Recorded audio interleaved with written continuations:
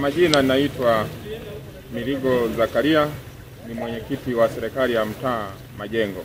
Jana majira ya saa 10 tarehe 6 ilinyesha mvua kubwa sana hapa Kahama na ikaleta adha ya mafuriko katika eneo la Majengo.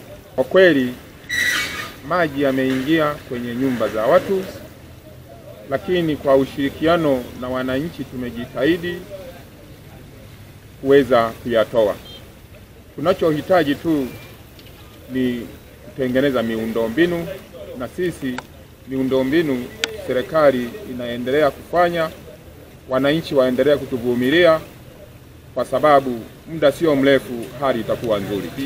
Na washukuru wananchi, kila maji alipokuwa anaingia kwenye nyumba ya mtu, majirani walikuwa wanakuja kumsaidia mwenzao. Lakini barabara ambayo ina shida sana ni barabara ya bondeni. Bondeni kwa kweli hali sio nzuri, ila ninashukuru tumewasiliana na ofisi husika ambao TARURA wamesema wataifanyia kazi na wataishughulikia hiyo barabara.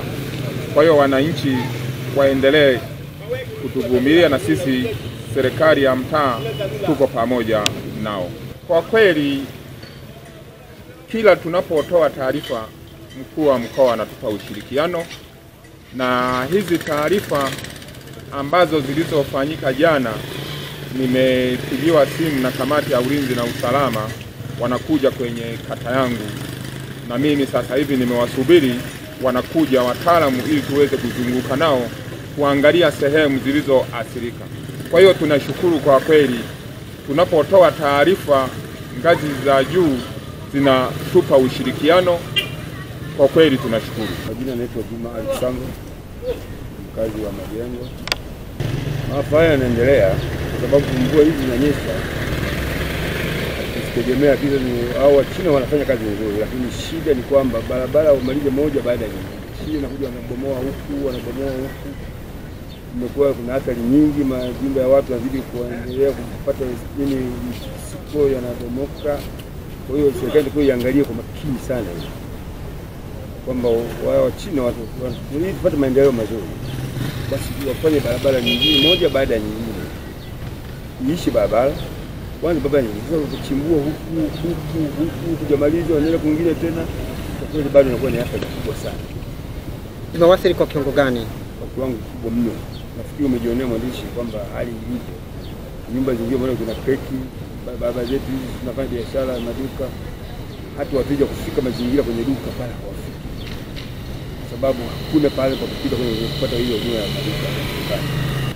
Ombi langu kwa serikali, kwanza watusaidie sana tupate miundombinu ya uhakika, na washauri serikali hao Wachina ambao ni dunia, basi wafanye kazi ambayo ni nzuri kusaidia sisi waboreshe barabara kwanza. Barabara ziwe sawa sawa, wazisimamie kwa ukaribu. Swala hili tunaomba mkuu wa mkoa, mwenyekiti wa kamati ya maafa, aliangalia swala hili kwa makini sana, sababu hapa nyumba zetu zinaathirika sana.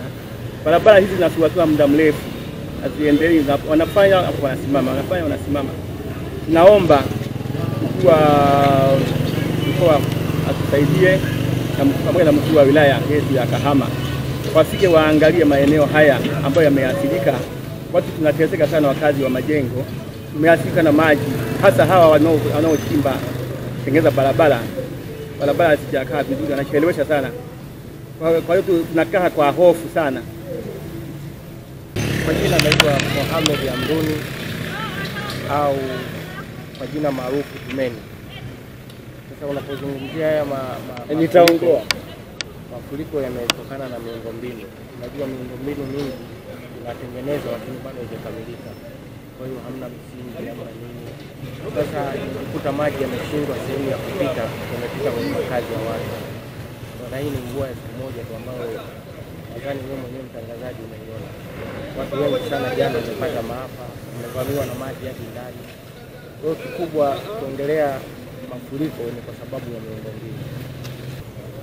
Tatizo wanalifahamu na siku nyingi, na ni tatizo pia la kiserikali, kwa sababu kama wanalifahamu na siku nyingi, na wao ndio wametoa hii tenda, kwa hiyo wanafahamiana na wahusika, sijui maelewano yao. Kwa majina ni Said Juma Hamisi, mimi ni bodaboda dereva pikipiki hapa Kinana Majengo.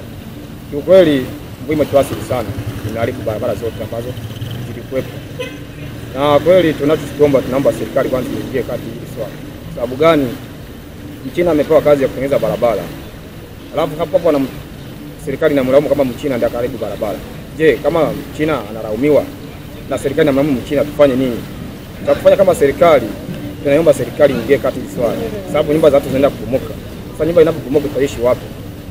Mchina analaumiwa kama amepewa hela atengeneze barabara, lakini atengeneze. Je, kama serikali imetoa hiyo fedha kwa ajili ya kutengeneza barabara, kwa nini Mchina asikamatwe? Akikamata awekwe ndani kwa ajili ya hiyo hela ambayo amepewa kutengeneza barabara. Lakini sasa sisi tunapoona sio kweli, Mchina hajala hela yote, na maana kama amepewa hela ya serikali ingeingilia kati, kaingia hiyo swala, kaangalia hili swala, ikarekebisha.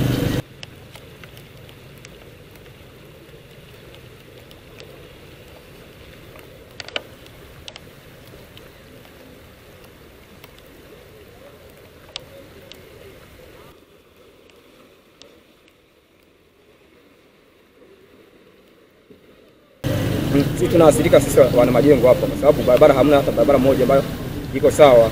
Barabara ni mbovu zote, serikali ingilie kati, angalie itupe barabara kweli. Sisi tunaumia sana, hatuna pa kupita. Naomba Mama Samia ingilie kati hili swala, sababu Mchina amepewa kazi atengeneze barabara, lakini sasa barabara hata moja haipo. Yote ni mbovu, watu wamelala mpaka sasa hivi hawajaamuka. Kwa sababu nini? Barabara hatuna. Tunapita wapi? Tutafikia wapi ugali? Sisi tunafanya kazi za mabosi, tunalipa hela kila siku shilingi 10,000. Hatuna barabara, tunapita wapi? Ili ukimwambia bosi hata kuelewa. Wote naomba serikali ingie kati hii swala. Tuangalie na sisi wana Majengo. Hatuna barabara hata moja kwa kama nzima kijumla.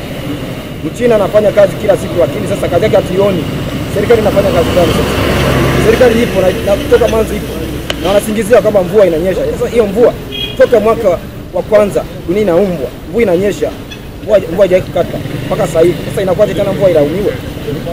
Asante sana. Naitwa Frankie Geoffrey Danda, ni mkazi wa Kahama, pia najihusisha na ujenzi wa barabara ya manispaa ya Kahama. Kwa tukio la jana au kwa mvua zinazoendelea kunyesha jana, zimeharibu miundombinu na zimeharibu barabara pia, lakini barabara iliyoharibika ni zile ambazo zinaendelea kujengwa. Lakini pia mkandarasi anaendelea kupambana, japokuwa anakutana na changamoto ya mvua, lakini kikubwa zaidi mkandarasi anaendelea kupambana, na hamna mkandarasi ambayo yuko kazini kwa lengo la kudelay kufanya kazi. Lengo kubwa la mkandarasi ni kufanya kazi na kazi iishe, lakini changamoto ni nyingi. Changamoto kubwa ni nini? Ni mvua, lakini tunapambana na kazi itaisha kwa muda mwafaka. Kwangu mimi naweza kusema wananchi kwanza wawe wapole. Ujenzi wa barabara una changamoto nyingi. Changamoto mojawapo ni hiyo ya mvua. Kwa hiyo kikubwa zaidi wananchi wawe wapole, lakini tunaelekea msimu wa kiangazi, na imani mkandarasi atafanya vizuri na atapambana, sababu nipo ndani ya ujenzi. Najua kitu gani mkandarasi anachopambana nacho, najua kitu gani mkandarasi kinamnyima usingizi. Kwa hiyo kikubwa zaidi wananchi wawe wapole.